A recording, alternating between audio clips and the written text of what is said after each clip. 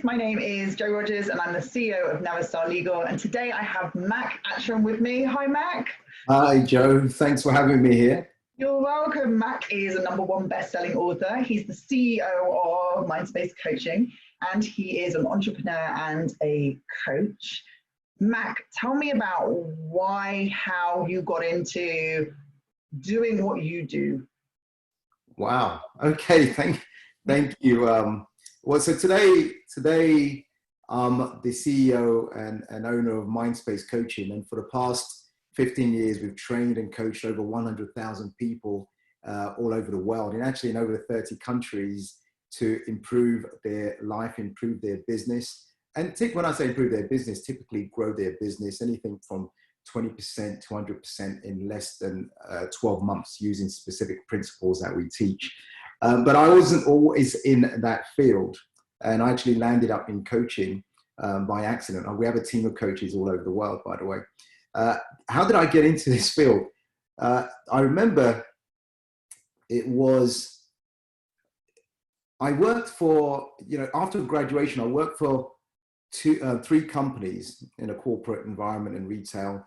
And after 10 years in that environment, I thought enough is enough. I want to go off on my own and do my own thing. So I started a small computer company in 1999, computer and computer networking related services. And after a few years, I noticed that I was struggling. And what had happened was I set up the business. I was going out looking for clients, like networking as you do. And eventually I had two business partners who joined me, and cut a long story short, they ended up disappearing from the business. They just one day just didn't turn up, and I ended up working. Didn't turn up. Didn't turn up. I'm phoning them, no one's answering.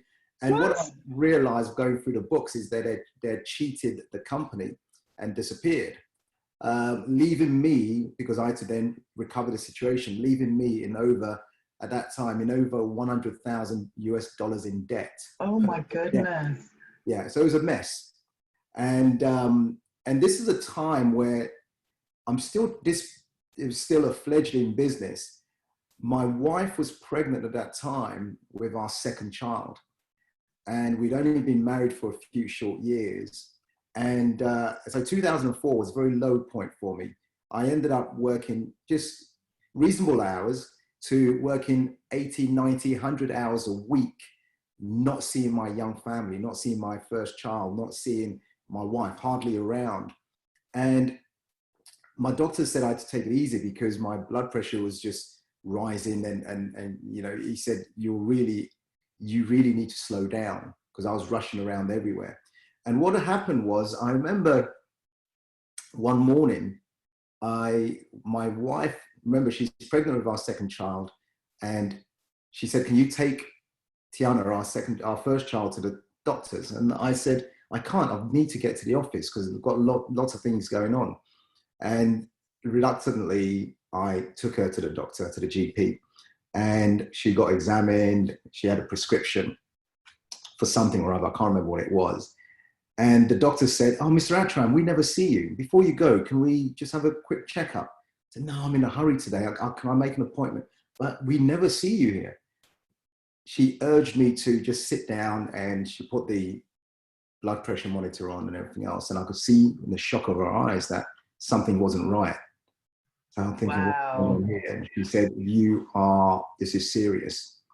Whatever you're doing, you've got to stop. This is serious. And she said, you've got to go for a blood test. And so anyway, so within that week, I went for a blood test. But that morning, I dropped my daughter to nursery, and then I drove to work. And that day was a blur. I just can't remember anything. It was just a blur. But I remember coming home that evening. It must have been about 7:30, 7:45. And 5 minutes from my home, I stopped my car at this shopping center car park. And I had my hands in the wheels, and I was going through this breakdown thinking, what's happened? My business is not doing very well. I'm struggling. I've got to pay all these 12 staff. I'm over $100,000 in debt. My wife is pregnant with our second child. I'm hardly around. And for me, it was a low point. I was going through this breakdown, feeling sorry for myself, asking myself, just thinking I'm a failure. And in that moment, sitting there with the hands and the wheels, I realized that whatever got me into that situation, or whatever thinking I had that got me into that situation, that needs to change. And that was my very first step into the, if you like, the personal growth, personal development world, because I realized that I started asking, how do successful people run their life, run businesses? How do they do it? Because certainly whatever I was doing and whatever I learned at university wasn't working. And so how did I end up? So I asked myself, something needs to change. So I went on this personal development journey, and I went to courses after courses, and I stopped and I started doing a lot of reading on success principles. And in less than 2 years, I was able to fix my business, and I sold the business, and I started investing in real estate property, and I started other businesses. And what happened, Joe, was people kept asking me, Matt, well, how did you transition? What happened? Can you help me with my business? Can you? So I started helping people one-on-one, and then soon it became 1 to 10. I used to do little workshops, then 1 to 100, and now typically, when I was traveling, I'll be speaking to rooms of 1,000 or 5,000 people at a time, all because of a challenge that I personally went through that I was able to overcome and show people how to do the same. So that's how I ended up in coaching accidentally. By accident, almost, by necessity, right? Absolutely. Actually, and it sounds like a little bit of divine intervention, because you sitting down and actually taking the time to take your daughter to the doctor and do something for the family, which is like, no, I can't. Like suddenly, then that sent you off down this whole, or down a spiral, down a road of some sort. That's incredible. And I wonder what point, when you're doing all this personal growth and personal development, did you then have this Eureka moment? So you've gone down that curve. Did you then have the Eureka moment when you came up to the top and you're like, everything's so clear? Or was it just like day in, day out, you just had to kind of take steps?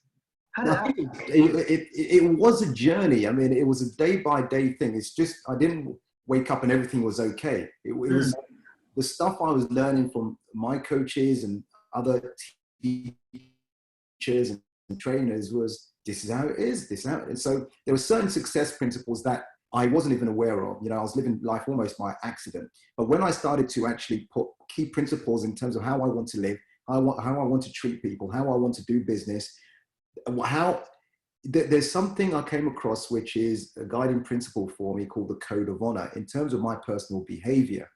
How did I want to show up? And so by doing that, I suppose I started to attract different types of people. And because changing my business around from failing to succeeding wasn't just about business principles. It wasn't about how to do sales and marketing and how to do customer service and leadership and management. All those things are important, but more so, the most important thing was what was going on here. How was I thinking? How was I behaving? How was I showing up? And when I realized that entrepreneurial people have challenges every single day, and it's how they respond to that situation that changes everything. So right now we in this lockdown situation, and constantly, some people are falling out and saying, "Oh, I give up, I can't do it," and other people are saying, "I'm pivoting, I'm repositioning, So it's a way of thinking and behaving that gets ultimately the results of where you want to go, or certainly where I wanted to go and where I wanted to be for my life, and not for me. Here's the thing, Joe. It wasn't even for me. It was like I was ashamed that I was letting my wife down and I was letting my family down. And we had a second child coming on board, and things weren't very good. Was not good at all. So I had to change for them.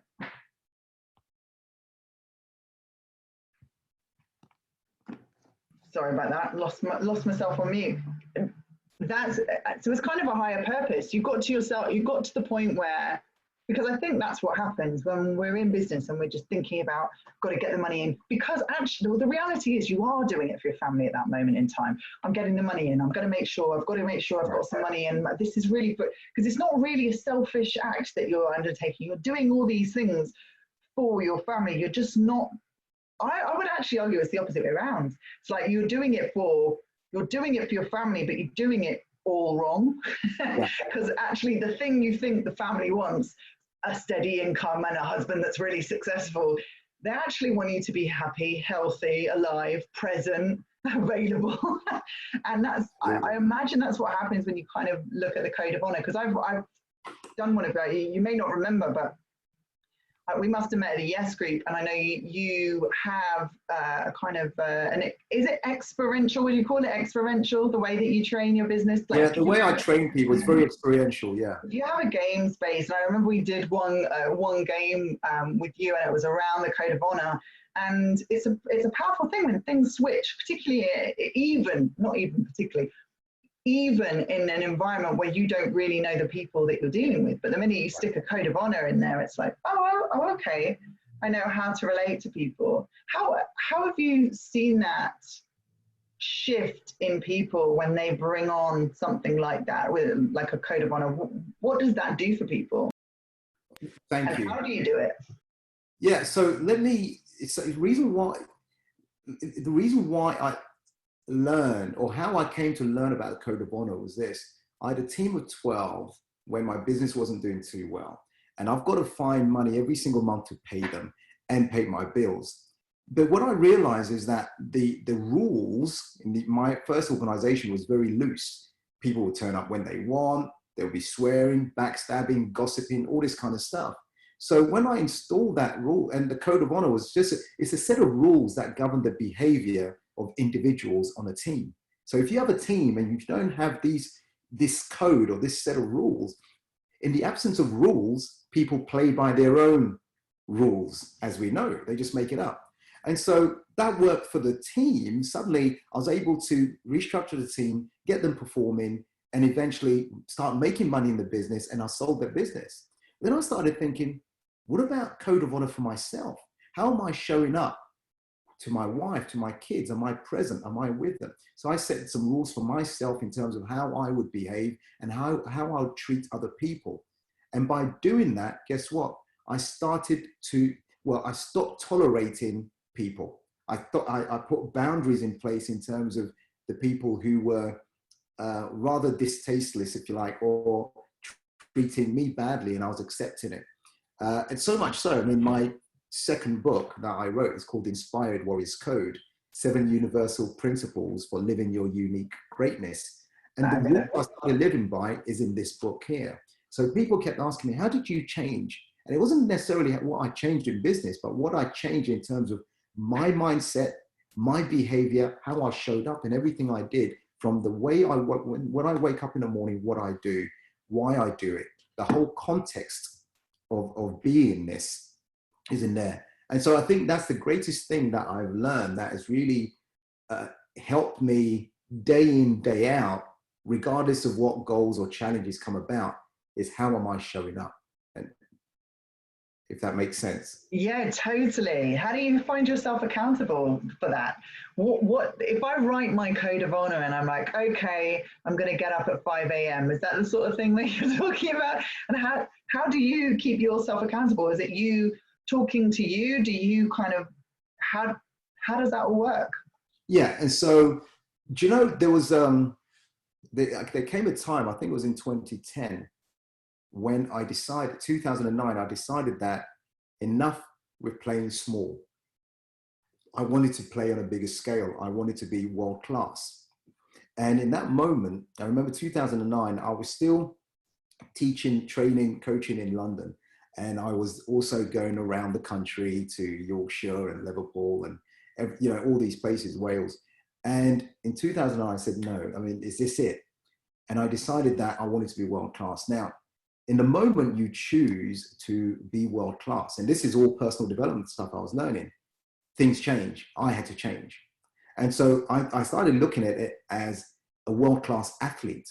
So if you think about the Usain Bolts of this world, how would they show up knowing that in 4 years' time, I, Usain Bolt, want to win the Olympic gold medal? And he did that multiple times, remember?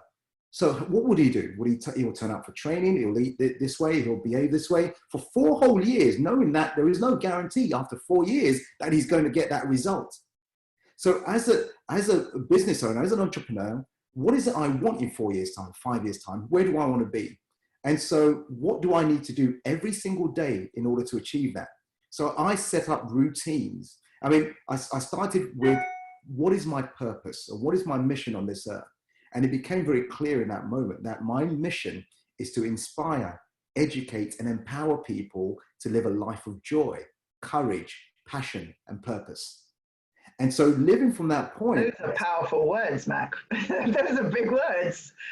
Absolutely. But do you know what happened? The moment I made that decision, I said, I'm going to live from my mission. I want to be world class. And it was, in fact, at the Yes Group in 2009, what happened was I was on stage, I was saying something, I was teaching something, something was going on, but I didn't know that the world's largest seminar company owner was in the room. And that company is known as Success Resources. Yes, I know them. Yeah. We were in the room and they listened to me, and afterwards we had a conversation. Suddenly I found myself, associating with them more. And suddenly I found myself traveling around the world with the likes of Brian Tracy, Robert Kiyosaki, Les Brown, all these people, all because of a code that I set, that enough is enough. I'm not going to play small. I'm going to play. If I want to be on a world-class stage, I have to be a world-class person in terms of what I do in the morning, what the goals I've set, the people, the way I treat people, the people I associate with. So that's the kind of thing I'm talking about here. How did that change feel when you made that decision and then you woke up the next day, you're like, okay. Or did you go, no, I've made the decision, I'm in it, I'm on it. And does that change have anything to do with talent and ability? Thank you. Thank you. I watched some videos of myself teaching and training back in 2006, 2007, 2008. It was awful. It's terrible. I look at it and thinking, is that how I used it?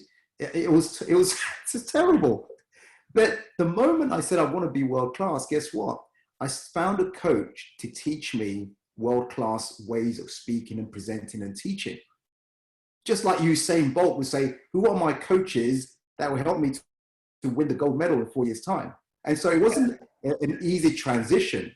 It was a painful transition. And my coach would say, no, that's wrong. Go again, put it this way. And so I went through a journey to move from this level to this level.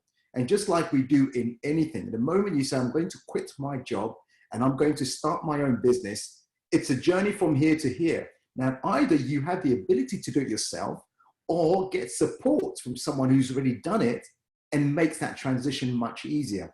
I got support. And I had a coach holding me accountable as to, Mac, you said you're going to do this by this week. Where is it? So suddenly I had to reschedule my days as to, okay, this is when I'm going to do this. This is when I'm going to get my exercises done, my visualization done. This is when I'm going to be spending time with my wife. This is the time I'm spending time with my kids. I blocked all those things out in my scheduler so that it didn't interfere in the larger picture. Those little things actually helped me to become better and perform better than what I was doing previously. And now, despite the travel restrictions, you literally are speaking on worldwide stages. Yeah, absolutely. Entrepreneur and coach earlier, but I could have added author, worldwide speaker, there's so many labels that you have. Yeah. Are you living the dream? Oh yeah, I'm living. When I compare to where I was in 2004, I'm living a dream. Let me share something. In 2000, this one I published in 2010. This one was in 2016, June 2016. Face it and fix it. How to avoid disaster and turn around your small business. Amazing. The first week of launch, I sold over 36,000 copies and became a #1 international bestseller. Right, but this is showing people how to turn around their business. Now, when you say, am I living the dream? although I've written a personal development book and teaching people those principles, and I've written a business book and teaching people those principles, for many years, people are asking me about wealth creation. How do I create wealth? How do I create wealth? How do I do that? So in last year, I sat down and I started putting it all together, that where does wealth come from? And if I've created from over $100,000 in debt to making millions, what happened? What happened on that journey? And so I sat down, I wrote a book called The Millionaire Moment, right? Wow. People kept asking it, and now that book is there. And The Millionaire Moment, here's the key thing. It says, how our thoughts shape our financial destiny. Right. But the reason why it's called The Millionaire Moment is this. That incident where I went to see I took my daughter to the doctor, and that evening sitting at the driving wheel, just feeling sorry for myself. It was a moment, that day was a moment in time that changed everything, because it got me to think about what my situation was. It brought me to a place of awareness. And then suddenly I thought, okay, what am I going to do about it? And I think, and I believe deeply that we live in moments. And this COVID-19, this pandemic, whatever you want to call it, is another moment in time that whatever decision you make, see, how our thoughts shape our financial destiny. How our thoughts shape our financial destiny. The way you're thinking about this present time, this moment, is actually going to create your financial destiny. So am I living a dream? I have the house of my, I have the house of my dreams. I have the wife of my dreams. She's a good woman. We've been married for 20 years. How she's, just bared with me for all this time. I don't know. I have 3 adorable children. And if I didn't have that, I think my life would not be the same.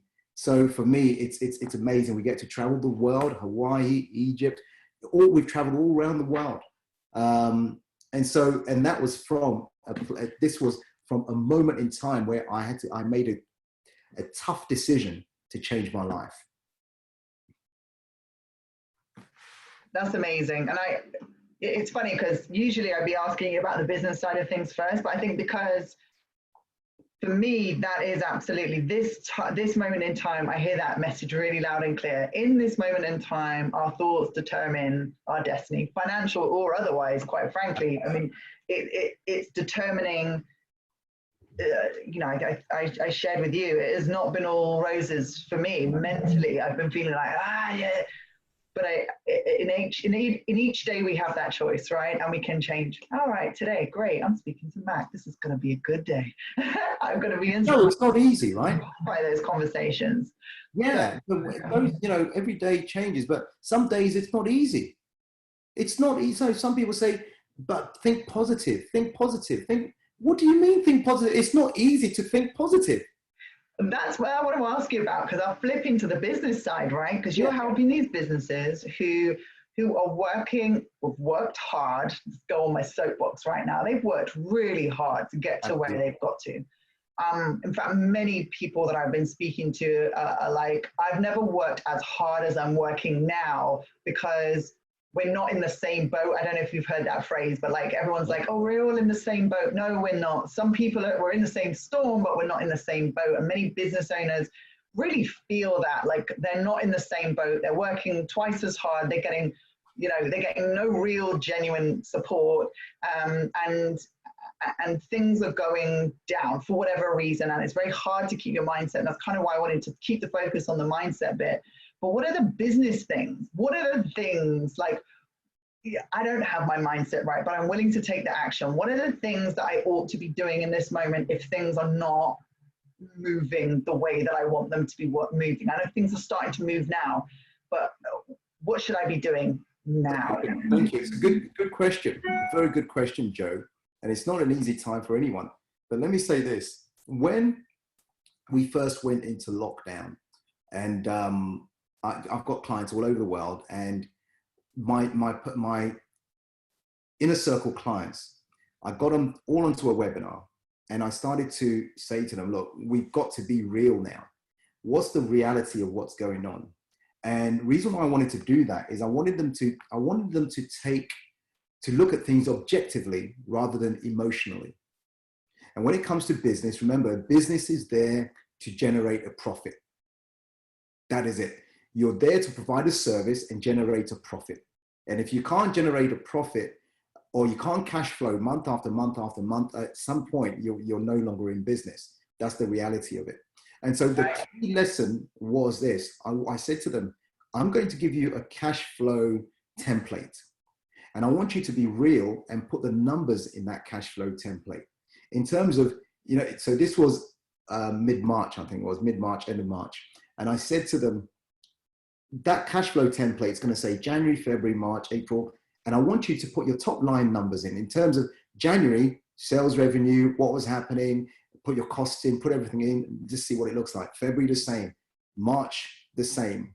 But you'll notice March, April is going to be different because there's a lot of uncertainty. And if you've got no money coming in at the top end, you've got all these costs, you'll say, okay, what costs am I going to remove right now? So at least I can maintain and sustain for a little while. I want you to forecast the rest of the year. And when you forecast the rest of the year, based on uncertainty, you don't know when we're going to be out of lockdown, you've got to ask yourself, can I sustain my business for the next 3 months? Have I got enough savings? Do I need to take the government's grants or get furloughed, whatever it is? Can I sustain myself? Can I borrow money from my family and friends, knowing that at some point, whether it's September, October, November, I can start making that money back and pay them back? I want you to look at these numbers, because I will say to you, some of you will not have a business in 6 months' time. And don't be emotional about that, because knowing that your business is there to make a profit. It's not your fault. You didn't create this COVID-19 situation. So some of you will be able to sustain yourself for 6 months. Some of you will never, ever do this business again. But regardless of that, you have skill sets, you have talents, you have abilities that you can transfer and pivot into other things. Some of you, some of our clients came back to me the week after, or the 2 weeks after that, and they were saying, okay, based on what you're saying, we realized there was a client who has a restaurant business. Actually, 2 clients who've got restaurant. We've got clients with different businesses, but one of the restaurant businesses, she realized that obviously she can't take people into the restaurant because it's shut down, but she could do a takeaway delivery service. So you could do delivery service. So she pivoted onto deliveries. And she said, actually, it was a great thing that they did, because they knew they should have done it at some point in time, but they hadn't taken that move. The other restaurant business she was saying that they don't want to do delivery. It's not easy for them to do that. So they got together with a chef and started to just write down and present their ingredients and recipes, which they sold online to their thousands of clients who frequented it. So they were selling that. And so pivoting, you can only really pivot when you know realistically what's going to go on, when you can forecast into the future and say, okay, the reality is, if we don't get a rescue, if I can't rescue, if I can't borrow, if I can't do this, if I can't pivot, this business is no longer in existence. Or I can just park it this year and look at it next year. Every business is different, right? Right. And I think, and there will be many, I love that idea of looking unemotionally at it, because it is, I liken, and it's probably it's probably because I don't have kids, I liken having a business to having a child. It is your baby and you grow it, and there's a lot of love that goes into that. And so seeing it being hurt, or seeing it being damaged, or seeing that it's not growing, it's being stilted in some way, it is emotional, it is hard, but you're right. It's like, keep the emotion out of it, know where it is, know the numbers, see the forecast, and actually it may not be as difficult. I think it's the facts, isn't it? It's recognizing the facts and being able to see, numbers, I say numbers don't lie. I say numbers don't lie, but actually they can do sometimes. They can do. Interpretation is everything when it comes to numbers, right? But the facts are there, what you can do. And of course, the uncertainty just creates an inability to be able to look further forward. And it's so funny because I was about to say, you've got a book for that. You actually have a book for, right? Here you go. Because people kept asking me the same questions and the same questions. I thought, oh, I'm going to write this stuff down. Right. And it's interesting how, I guess that's the way things work. Like this is your life works. This is what you've been doing. And this is the path that you've been on. Tell me, okay, just a few more personal development questions. Other than your books, which give us a new show. Who would you listen to nowadays for good personal development and growth? Business and personal development generally. Okay, good question. There are so many.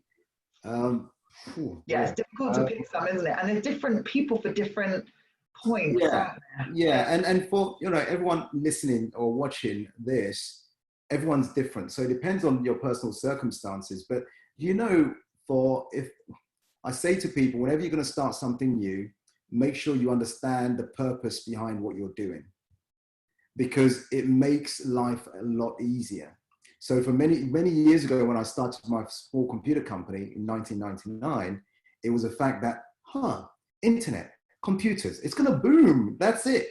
And so I was passionate about it, but it wasn't a purpose of mine. It wasn't a purpose thing. It wasn't a mission-driven thing. So what happens is when you decide on something and you're passionate about it, passion will die down after a while.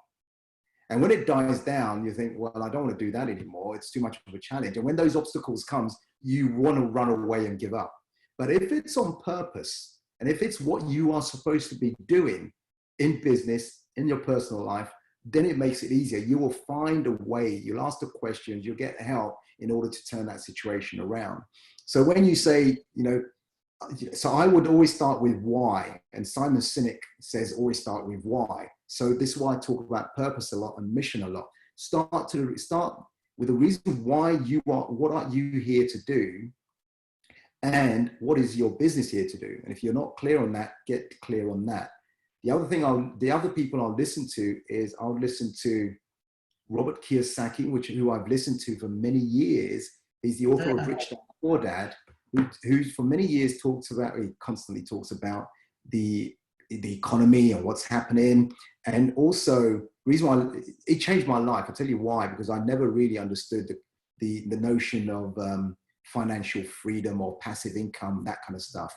But in 2005, I started listening to him, and it actually changed my situation from over $100,000 in debt.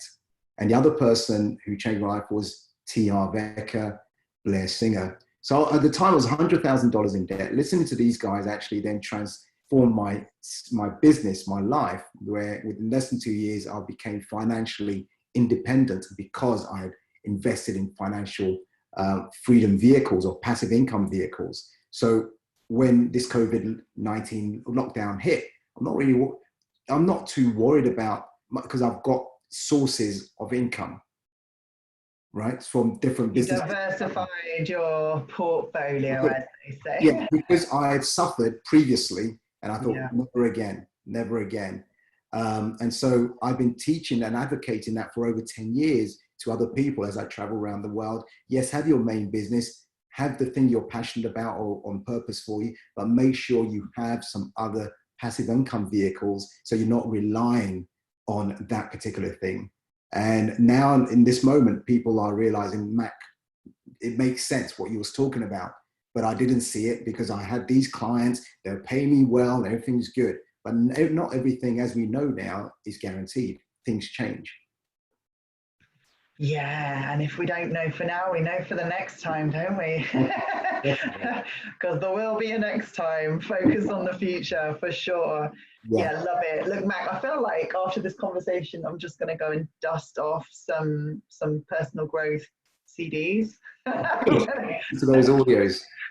Yeah, I don't think I could get out any tapes, but I could definitely get the CDs out and dust them off and listen to a bit of that, because there's nothing quite like that to kind of raise, and they're timeless as well. Some of those books, aren't they? They're just timeless and easy listening. Yeah. Thank you so much for joining. Will you please give us your details? How do we get in contact with you if we want to find out more, either about the code, show us your book as well, either about the code or like supporting in business? How do we get in touch? Sure. I mean, the easiest way to get in contact with me is you go to my website, www.macattram.com. That's MACATTRAM.com, where you just check out what I'm doing there. Send me a message. I'll send you information that I have. I'm constantly sending information out. That same name as well. You can go onto in my Instagram, Facebook, Twitter, LinkedIn, whatever it is for you. Podcast, whatever it is, whatever, I'm there. And I'm always constantly sharing free stuff so that if it makes sense to you, I'd love to help wherever I can, because that's my mission, is to inspire, educate, and empower people. Not just empower them, but to live a life of joy, courage, passion, and purpose. And this moment we're in now takes a lot of courage to step out of it, think differently, behave differently in order to get different results. Amazing. Thank you. Whenever I speak to you, I kind of have that uplift. I'm feeling it again. I'm feeling like, yeah, okay, I can do this. I can do this. I hope everybody that's watching feels the same. A little bit of personal development mixed with the business insights of Mac Attram. I thank you so much for watching. Thank you, Mac, for being a part of our SME stories, talking a little bit about business and our personal growth. For those of you that enjoy this sort of stuff, then we'll be having other interviews and you can subscribe right here. Otherwise, thank you for joining us. You're most welcome. Thank you. Bye for now. Bye.